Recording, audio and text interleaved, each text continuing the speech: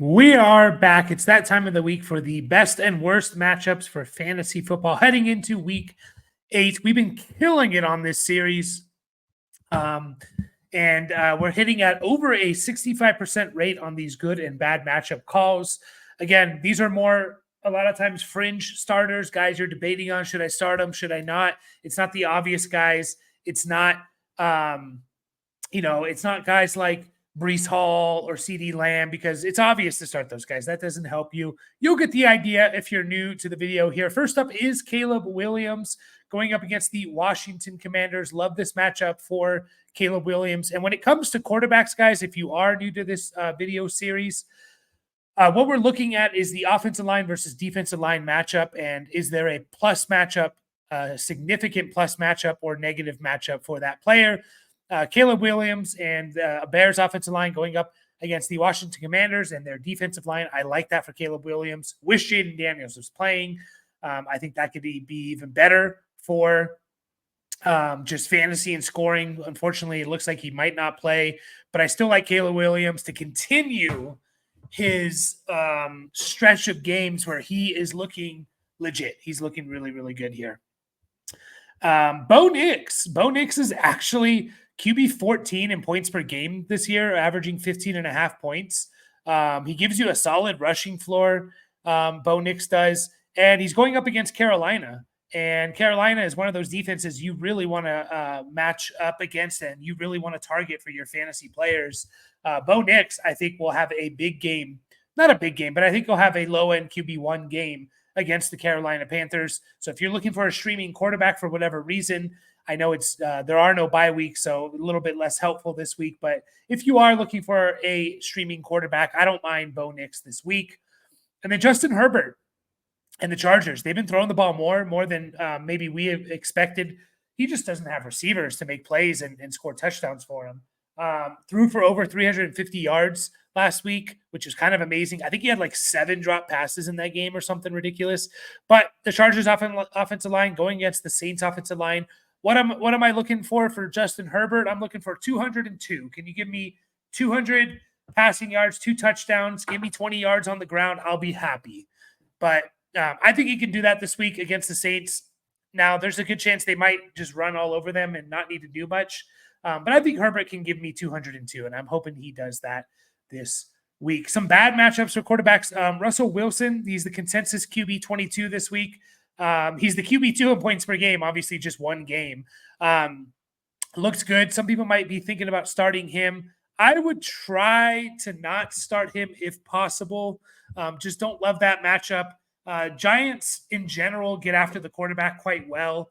That's like the one thing that the Giants do well is get after the quarterback. So, they're better than we think, I believe. They're kind of middle of the road in terms of points given up to quarterbacks, but there's a chance and there's a world that they kind of wreck this game for Russell Wilson. I don't think he's super mobile at this age and at this point in his career, so it could be a little bit of a disaster. Is there a chance that Russell Wilson's good? Of course there is. Is there a chance that the Giants pass rush just kind of takes over this game? Absolutely. Steelers offensive line, while they were better last week, aren't necessarily the best.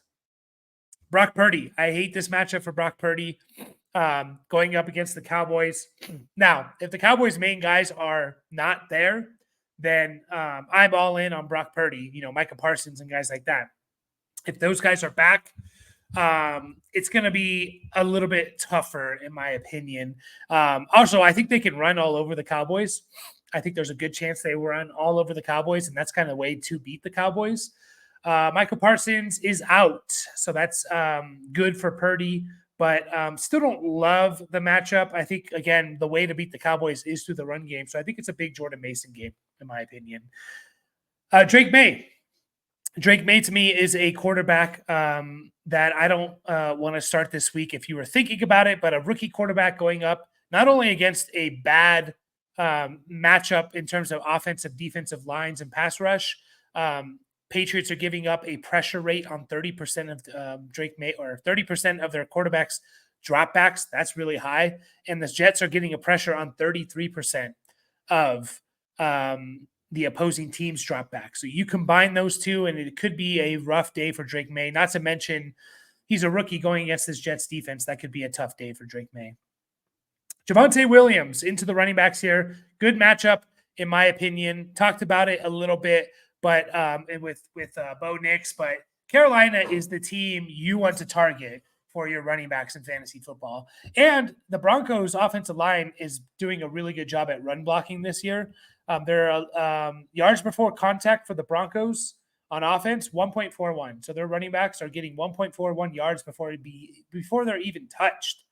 And the Carolina Panthers are giving up 1.35 yards before contact. So both those are in the the top 10 or so on each side. So I like this for Javonte Williams. Think we can have a big game, and then I would think about selling high on him because he gets the Ravens and Chiefs in the next 2 weeks.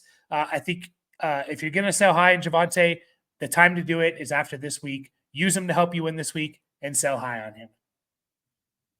J.K. Dobbins is another matchup that I love. The Chargers, again, going against the Saints. Saints are giving up 1.75 yards before contact, guys. Just for reference, the Panthers were 1.35, which is really, really bad. The Saints are giving up 1.75 yards before contact. That is by far the worst in the entire NFL. By far the worst.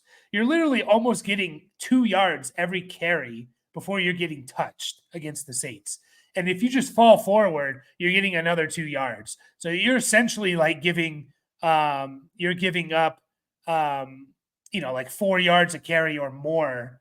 They also give up an 86% touchdown inside the 5 percentage, which makes sense because if a running back's getting 2 yards before contact and you're inside the 5, you're probably going to score. Saints on their runs, on teams running against them inside the 5-yard line, they're giving up a touchdown on 86%. Second place is at 78%, guys. This is a good J.K. Dobbins matchup here. Just a good Chargers matchup for a lot of players. And DeAndre Swift. The good matchups for DeAndre Swift continues, in my opinion. So obviously playing the Commanders. So Commanders are the team you want to go up against. They're giving up 1.64 yards before contact, the Commanders, and the Bears are doing a pretty good job at blocking, allowing their running backs 1.5 yards before contact. So fire up DeAndre Swift if you had any concerns. Some bad matchups that I don't love. Najee Harris. There's not too many bad matchups here, but Najee Harris going up against the Giants. Again, Giants do a pretty decent job at shutting down the run, and the Steelers aren't great at run blocking. Now, fantasy running backs have scored on the Giants at a decent pace. Part of that slightly inflated from Saquon Barkley. Najee Harris is not Saquon Barkley. I would try to avoid Najee. I don't know if I'm going to avoid him necessarily, but I'm looking at him as like a low-end RB2. So if you have other players better, then I would go with them. Ramondre Stevenson, I want to try and avoid. This is a matchup that I hate. Going up against the Jets. Once again, Jets do a decent job at just playing defense in general. And also, New England's offensive line is pretty bad. They're behind only Tennessee in terms of yards before contact allowed to their running backs at 1.09. So you're literally getting 1 yard and then you're getting contacted. You compare that to some of the better run blocking offensive lines like Baltimore. Baltimore's allowing over 2 yards. San Francisco, 1.75 yards before contact. New England is 1.05. Sorry, 1.09. So that's pretty bad. Only Tennessee is worse. And not to mention the Jets are pretty good at stopping the run as well. Although I do think that's probably the best way to beat the Jets. Rachaad White is also another running back that I am trying to fade. He's the highest rated Tampa Bay running back. Going up against Atlanta, I think the way to beat Atlanta is through the air. Now it'll be interesting to see with Evans and Godwin not playing this week and going down with injuries. Do they change the philosophy a little bit and run more? But I do think the way to beat the Falcons is through the air. I think they have a plus matchup for Baker in terms of pass blocking and a negative matchup in terms of run blocking against the Falcons. Into some wide receivers here. Christian Kirk, I like his matchup against Javon Bullard of the Green Bay Packers. I think that Packers have pretty good outside corners. And I think it could be a tougher game for Brian Robinson, and that could open things up for Christian Kirk a little bit. We'll see. I'm not super high on Christian Kirk, but I like this matchup of the slot cornerback Javon Bullard going up against Christian Kirk. I think he can win. Kirk, that is, I think can win that matchup and have a decent game. Rashad Bateman, man. Rashad Bateman's been pretty awesome. He's the wide receiver 33 in points per game, but his last 3 games of the year have been really, really good. He has put up 13.8, 9.1, and 20.1 in half PPR, especially if Zay Flowers is out. Like Rashad Bateman, even with Zay Flowers in there, I think it's like I don't mind taking a shot on him, like a long shot on him. But Rashad Bateman going up against Emerson and Newsome, these Browns cornerbacks just haven't been as good as they were last year, right? And their defense in general hasn't been as good. They give up the 5th most points to wide receivers, the Browns do. So I like that for Bateman. And I really like it if Zay Flowers is out. And on the flip side, the Browns are 7th best against running backs. So it should be a good passing day for Lamar, in my opinion. Ladd McConkey is another one here. He's the consensus wide receiver 32. I think in PPR, 3 wide receiver leagues, you can potentially feel slightly comfortable with Ladd McConkey going against Alontae Taylor of the Saints. Again, we like Herbert, we like Dobbins. I think it could be a decent offensive game for the Los Angeles Chargers. Into some only 2 bad matchups for receivers here. Devontae Adams, I don't love him going up against Marcus Jones and Christian Gonzalez of the Patriots. Patriots do have a pretty good pass defense, in my opinion, and especially those outside corners, and they could really cause problems for Devontae Adams. I think the way to beat the Patriots, in my opinion, is going to be with Breece Hall. Not saying Adams can't have a good game. I limit my expectations on what that means. As well as with Xavier Worthy here. Consensus wide receiver 28 going up against Hobbs and Jones of the Raiders. Don't love that for Xavier Worthy. He's already kind of a boom-bust player. So you already have to bake that into kind of what your expectations are for him. But, yeah, I don't love this matchup for Xavier Worthy. I really don't. And it's just the Chiefs in general, like, haven't been very good on offense. If I could fade Worthy, possibly, I'm okay with doing that. Now, if you need an upside play, you're a long shot to win, then go with Worthy. But don't really love it for them. Into some tight end matchups here. Noah Fant. I love Noah Fant this week. I've liked Noah Fant since coming into the year, really. He's been decent the last couple of games. He's tight end 18 on the year, as you can see there. I put tight end 22 in points per game, tight end 18 in total points. He is average, or let's see here, excuse me. He has had 9.3 and 8.5 points the last 2 weeks, and he's had 2 good matchups the last 2 weeks. He was on this video last week, and I think you would have been happy if you started Noah Fant. You got 8.5 half PPR points. You would have been elated, right? That had to have been top 10. It was, oh wow, we had a good tight end week, top 15. But still, if you're starting Noah Fant, you're getting 8.5 points. You're happy with that.